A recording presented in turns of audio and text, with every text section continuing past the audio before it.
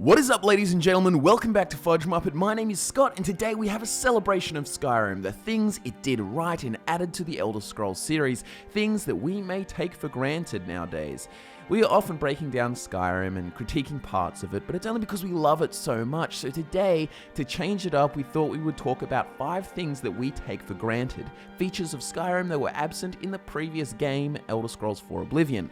Things that it added for the better. So without further ado, let's get into those 5 things that you take for granted in Elder Scrolls 5 Skyrim. So let's start off with something that we were so excited about when we first used it all the way back in 2011 when Skyrim was released.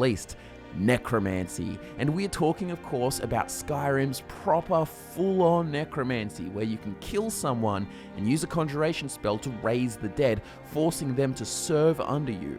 And the peak of this was with the Dead Thrall Master spell, where you can basically have a permanent dead thrall to fight for you, and allowed you to really immerse yourself in the necromancer character type, especially with the Ritual Stone and its awesome effect of letting you raise multiple undead around you.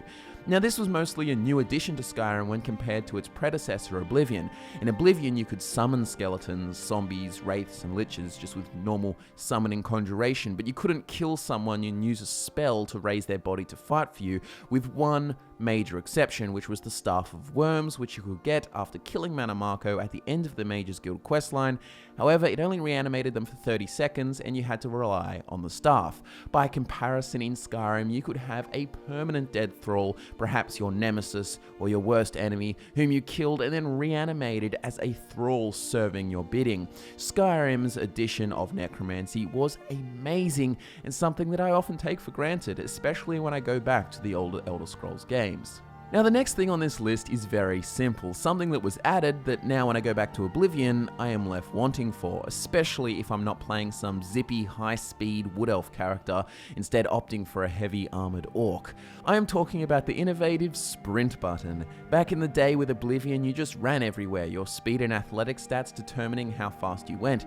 In Skyrim, they added the sprint button, which allowed you to break out into a sprint at the cost of stamina, to quickly charge and attack your enemies, or pursue a dragon across a short distance, or quickly duck behind a rock for cover when it goes on a fire-breathing rampage. Now, while I do miss the lack of attributes like speed in Oblivion, which just increased your overall speed, I do like the addition of sprinting, and I think it makes the combat far better. And the sprinting power attack is just a really awesome flashy move, once again awesome for those quick-themed characters, like the fast Alakir swordsman or the Blades member with the fastest katana draw. And of course, it is just so nice to be able to sprint around the cities, getting to places with good speed. Back in the day in Oblivion, if you were an orc in heavy armor with shit speed, you would be taking forever to walk across the countryside. But yes, again, on the flip side, you could blitz through the place with a high-speed character. In an ideal world, I would have a speed attribute and a sprint button, but sometimes you can't have your cake and eat it too. Regardless, I am happy with the addition of the sprint button, and it's something we just take for granted. Third on this hot list of things taken for granted in Skyrim, we have a simple and neat one, and technically it was added in the Dawnguard DLC, but regardless, crossbows. Crossbows were non-existent in Oblivion, and for a kid who wanted to be Cyrodiil's version of Van Helsing, the Hugh Jackman version, does anyone remember that movie? Anyways, I couldn't do it. Tears. And obviously I was too young to be fucking around with mods, but I did go back and play Morrowind, and I thought it was so cool because it had everything from crossbows to spears to throwing stars. So crossbows were actually in Morrowind too, but they were taken out of the equation in Oblivion. But as we came into the Dawnguard DLC of Skyrim, into a guild that gave me a crossbow and told me to hunt vampires, it was little Scott's childhood dream finally fulfilled. But now it is something I just take for granted. It adds many more character opportunities for role-playing, aka Van Helsing, but also just for arbalist characters in general, and it's just fun, the heavy impact shot that has that oomph to it.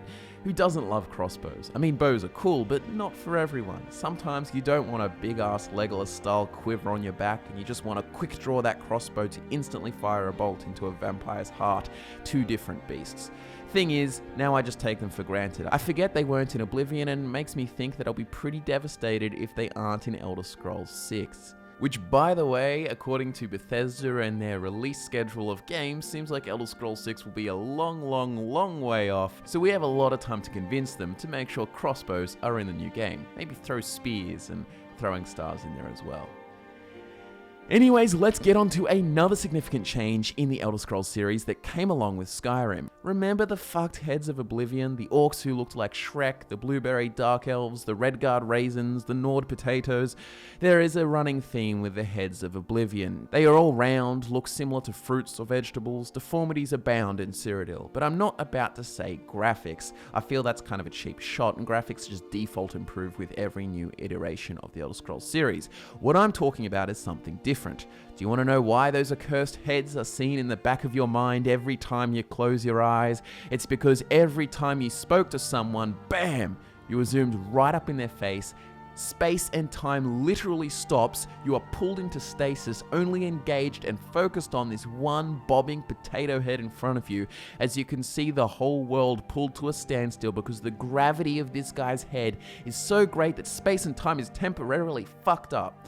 So enter Skyrim with real-time dialogue, a nice, fluid, realistic feature where there are no longer potato heads and pauses in the space-time continuum. In Skyrim, when you spoke to someone, it just happened naturally, a little box of dialogue options appeared and the world went on as normal. It was really immersive, talking to someone as they continued bellowing at the forge while you hear chatter of townsfolk and birds chirping with Faendal in the distance chopping wood. It was a really nice addition that makes the world feel a lot smoother and more natural. You also had those awesome moments where you think it's all peaceful and you're just having a chat, but then out of nowhere a dragon attacks and the person you were talking to stops mid-sentence to run away just like a real person would if a 20-ton fire-breathing reptile just landed behind you. This can be annoying sometimes with vampire attacks interrupting your daily dialogue, but overall it's an addition that has net positives, and I find I just take it for granted sometimes. Now I saved the biggest one for last, the change that I think had some of the most significant impact for Skyrim, and that, ladies and gentlemen, is the addition of perks and perk trees. This was something I feel Bethesda added after the success of Fallout 3, and their perks have now seemed to become a staple in their games. Skyrim added whole branching perk trees with some really awesome unique features, decapitation perks, sprinting power attack perks, both of which made combat way more flashier and fun to do. There were archery perks that allowed you to draw faster and slow down time, as well as move faster with a drawn bow, making you feel like Legolas zooming around to the Battle of Helm's Deep. You had the Twin Souls perk from the Conjuration perk tree, allowing you to summon 2 Daedra or reanimate 2 dead. You had enchanting, where you could enchant something with 2 effects, or speech, where you can sell an item to anyone. There were perks that increased unarmed damage with heavy armor gauntlets, and perks that added staggering for dual cast destruction spells. And let's not forget dual casting as a whole. These new additions to the Elder Scrolls series vastly improved your ability to create a unique character with standout abilities rather than just being really good at the skill. Now, I'll admit not all perks are good, some are utter trash, and I think the whole perk system could be overhauled, and there are some mods like the Ordinator mod that does a very good job of this, and in my ideal world, I would want perks with the old attributes like speed, strength, and agility from Oblivion, and back in Oblivion you kinda had little perks that popped up when you got to a certain skill level, like being able to dodge roll, but overall they are nothing compared to what Skyrim added, and truly it is something we all take for granted. Like back in Oblivion there was no slowing time like the Matrix to take these perfect bow shots, there was no shield charging enemies off the bridge at Valtheim Towers into the waters below, and there was no pickpocketing the clothes off someone's body. Perks did so much good for build creation and role-playing aspects of Elder Scrolls, and it is something that is taken for granted. I feel that way especially because I often critique some of the perk trees, but like I said, in an Elder Scrolls 6 I would definitely want perks, just changed and improved, but it adds so much potential to the games. So there you have it, ladies and gentlemen, those are 5 things in Skyrim that I take for granted, and you probably do too. Actual necromancy, reanimating your enemies as dead slaves, the ability to sprint and duck behind cover or properly charge your enemies, the crossbows for the Van Helsing experience, the real-time dialogue and removal of cheating the space-time continuum, and of course, the addition of perks in general. Do you agree with our list? What else can you think of? What other things do you take for granted in Skyrim, the amazing game that it is? What do you miss from Skyrim when you go back and play Oblivion or Morrowind? Let me know in the comments below or on our social media accounts, which are linked in the description below. Guys, thanks so much for watching. Subscribe if you want to see more of this Elder Scrolls goodness, and like the video if you support us. Thanks again. My name is Scott, and I will be back to nerd out with you again next time.